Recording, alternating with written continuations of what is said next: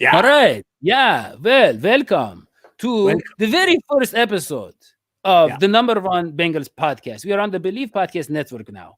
And this is a big, big change for us and just in Huge. time for the start of the NFL season. Yeah. And if, of course, if the NFL season happens, right now it's happening, we're all so positive.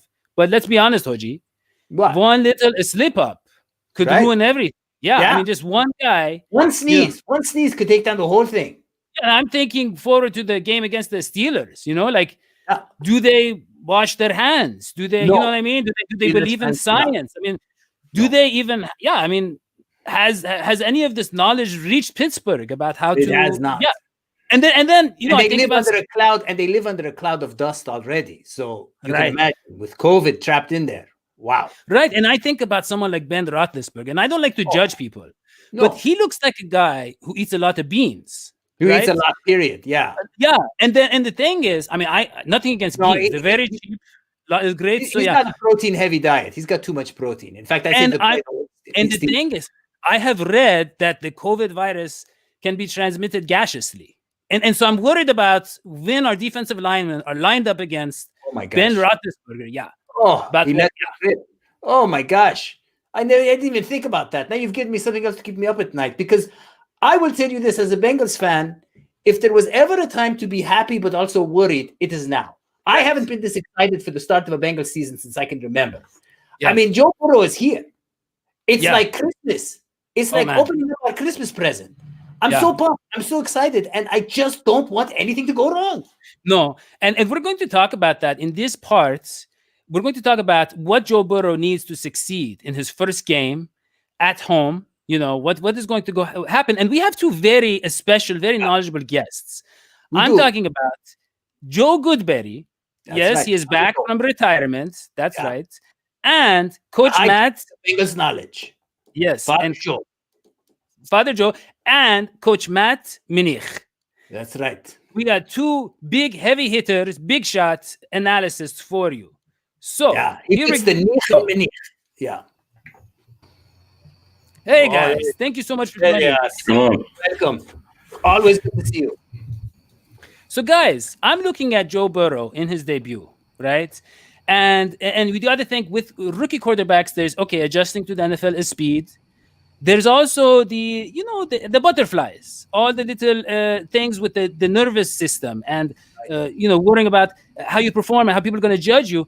But with a guy like Joe Burrow, I don't think it matters. I don't think having a crowd, no crowd. This guy, if he plays in front of his family or in a packed Roman Colosseum with his life on the line, it doesn't really matter for him. You know what I mean? I don't think that is going to be a factor.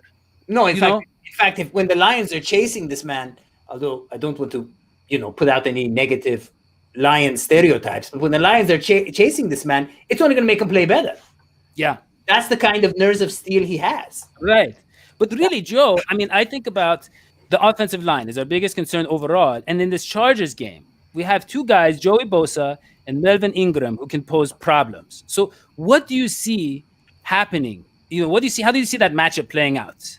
Yeah, and if there isn't nerves for Burrow in his first game and, handling this offense in a shortened offseason, maybe the nerves come when he's dealing with pressure, right? Or dealing with a little bit more than he's used to. Even though he faced a fair amount at LSU, I think when you look at Joey Bosa, maybe top 2 or 3 pass rusher in the league right now, probably even defensive edge player, and he's going to go against Bobby Hart. So for me, it's like the Melvin Ingram versus Jonah Williams. I feel okay there. Or at least we hope so, right? We hope Jonah Williams on the left side can handle his job, even if it's his first game also. But on the right side, Bobby Hart versus Joey Bosa, it's going to be bad. It's going to be a bloodbath, honestly. They're going to have to get the ball out as quick as possible, play action, misdirection, anything to get Bosa to flatten his feet just for a half a second to get Burrow just that little bit of extra time. But still, it's the biggest mismatch in this game. Yeah. Yeah, and definitely. And the thing is, what are the Bengals? What can they do? I mean, I know Giovanni Bernard is very good in pass protection. How can they offset these mismatches? What can they do to kind of help him? I know he has the instincts. He has the escapability. Disguises. It's never been used in the NFL before. Well, Change it up. just from a quarterback perspective, I think Burrow was so much better in the pocket and dealing with pressure than Andy Dalton was. I think we're going to see, and it's hard to say because Dalton was so good for what he was, but Burrow is expected to be at another level. And I think especially in the pocket, dealing with pressure and then going through secondary reactions and extending plays and going off script. And when he can do that, it's going to make this offensive line look much better. It's going to make the receivers look much better. It's going to make the offense be able to function and put up more points, more yards, all that. So I think just from a quarterback perspective, it's going to make the O-line look better. But what they can do scheme-wise is get the ball out quickly. You're talking less than 2.5 seconds on a lot of these quick reads, RPOs, which Burrow did a lot at LSU. And then you add in the play action, and they ran a lot of play action at LSU. I think we're going to see that again a lot out of shotgun and under center. And what that does is make the defensive line run, hopefully for at least a half second, and then gives you that little bit of extra time. Yeah. Coach Minich, I mean, what do you see this? How do you see this matchup? Coach Matt. I mean, that's it. That's the worst matchup that you've got. And we're going to have to see what the answers are because definitely, Hart's an issue there. How much are they going to help him out with the running back? How much are they going to help him out with Drew Sample? I think we focus on right tackle and Bobby Hart, but I think we forget that last year left tackle was the bigger problem, especially early in the year. I mean, in the pass and in the run. Plays are getting destroyed because that guy was just getting knocked back into the backfield. That's a big part of the reason why they couldn't run at the beginning of the year because they didn't have a player there. So having Jonah there, hopefully at least solidifies, locks down that. So if you need to help out the other guy, you can do it. You're not picking your poison with who you're going to help out and who you're going to leave on an island. So, I mean, honestly, and as Joe said, look, the two biggest additions to this offensive line are Jonah Williams and Joe Burrow. All right, because Joe Burrow is definitely going to make him look a lot better. I think John Sheeran posted a video earlier today after Cam Hayward got his extension and video Cam Hayward getting after Andy Dalton, and you look at that and you're like, that play's not going to go exactly the same. Hayward's a great player, don't get me wrong, but that exact play wasn't going to go the same way with Burrow, who has some escapability. But I will say this, Coach Minich. Another great addition on the offensive line is AJ Green. Now, that might sound kind of strange, but I mean, it sounds like you don't know what you're talking about. It does.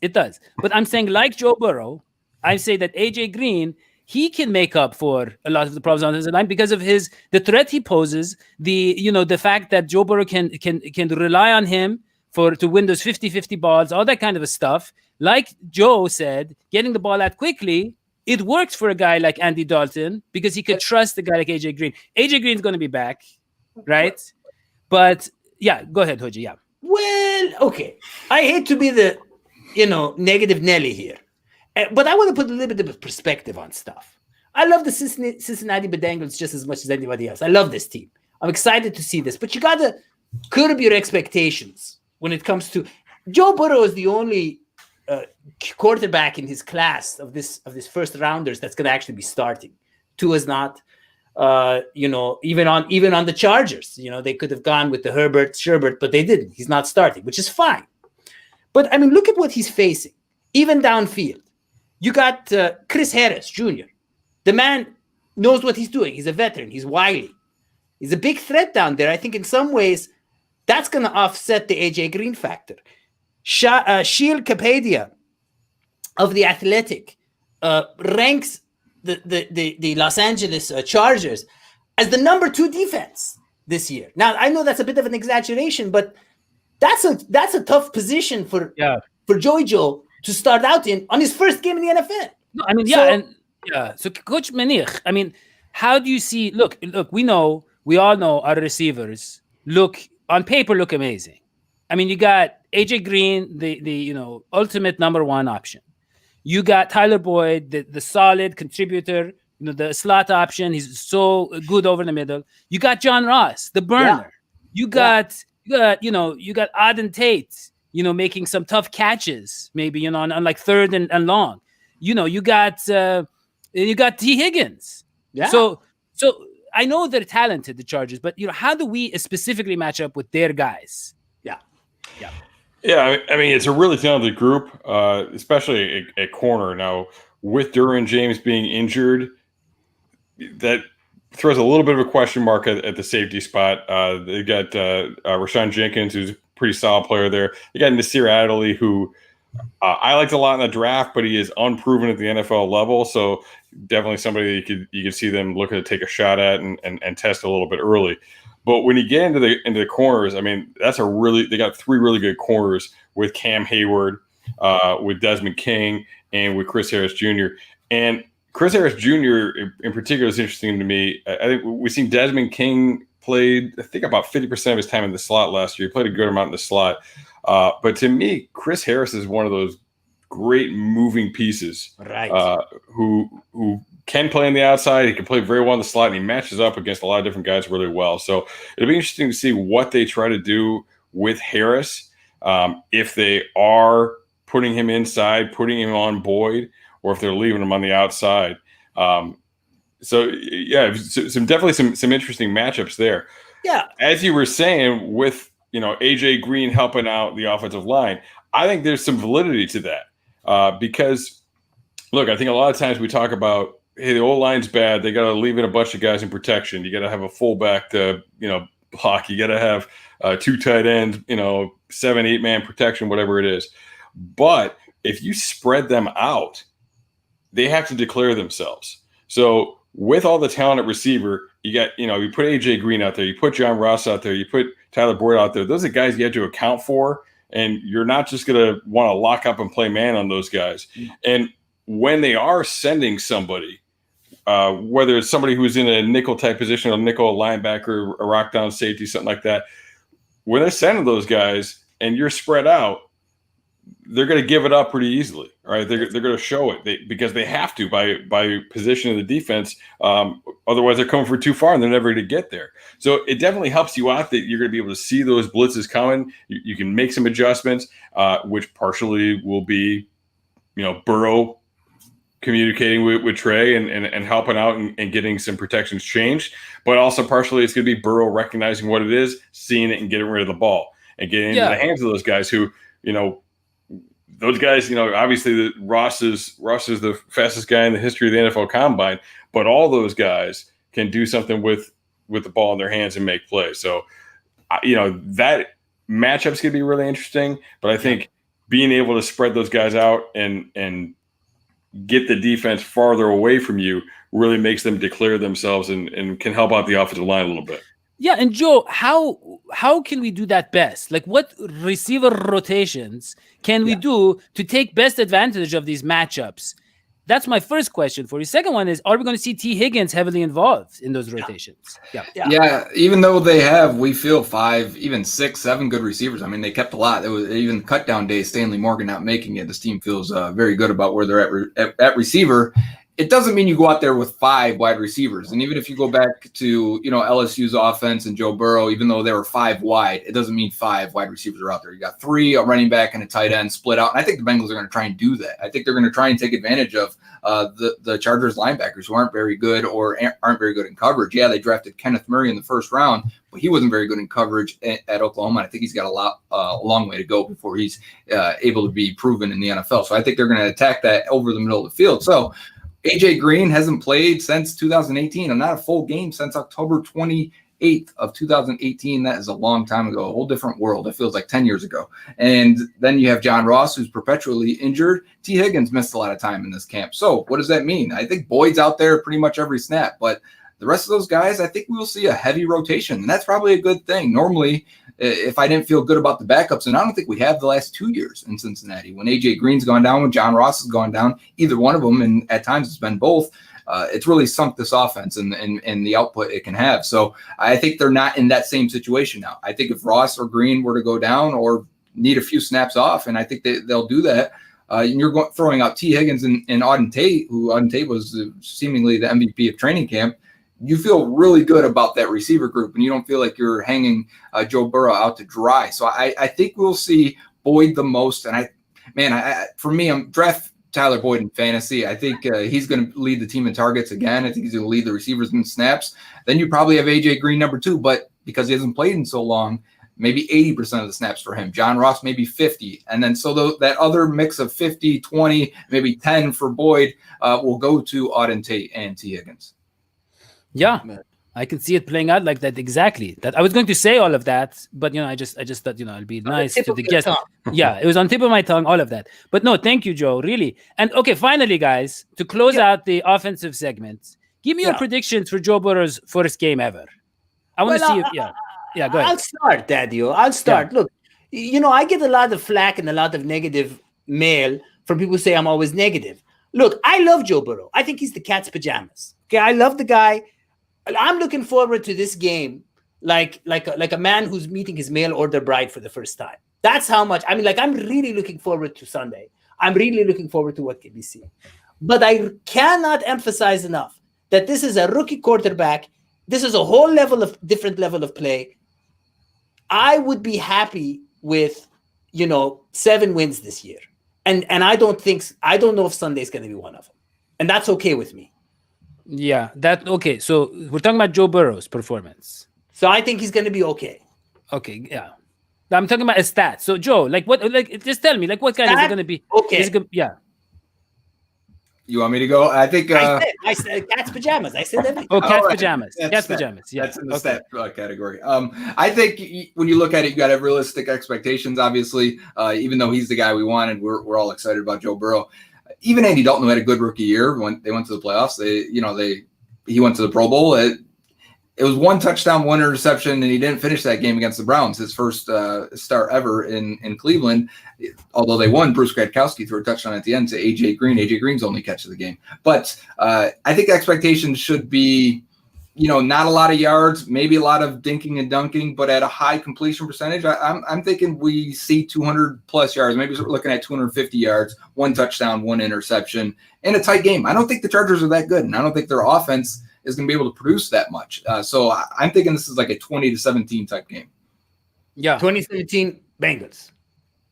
Okay. Sure. Yeah, okay. Yeah, we'll do game predictions too. I just want to borrow, but that's okay. Yeah, Matt, Coach Minich, please.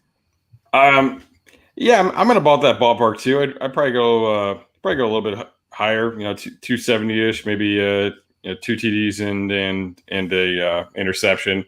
There's going to be some growing pains, there's going to be some mistakes, but this being his first live action, not even getting a look in the preseason, there's going to be some ups and downs. But we also have to remember that this is LA not knowing what our offense is right now either. They have some assumptions based on what it were last year, and obviously they were watching film on Joe Burrow too. Hoping that Mike Florio was right about us, but still, there's no film out there of the Bengals Burrow offense. That's a great point. Yeah. There's Dadio. They're going to be able to take away everything. They've got some really good players. It's going to be interesting to see how we deal with those matchups at receiver. It's going to be very interesting to see how we deal with the protection. But I think they can have some success here. Yeah. I agree with all of your predictions. It's going to be a gritty game. The San Diego defense is a lot. Yeah. I don't think it's going to be like a record-breaking game for Joe Burrow or the offense. So, I predict Bengals, I think they'll be held to about 42 points, I think, and I think Joe Burrow will have maybe 5 touchdowns. I don't think he'll get to the 8, the record. No, I think 5 touchdowns under 400 yards, about 350, 375 yards, 5 touchdowns, 42 points. It's a start. He's another 100 and a touchdown on the ground for Burrow too, right? Right, exactly. That's like a Cam Newton first game. You remember that one against the Cardinals? He had back-to-back 400. He had back-to-back 400 yards games to start his career. So I think 2011 shortened off season, number 1 pick, Cam Newton. There you go. It's going to happen again. All right, so we're going to stop here for the offense. We'll be right back with the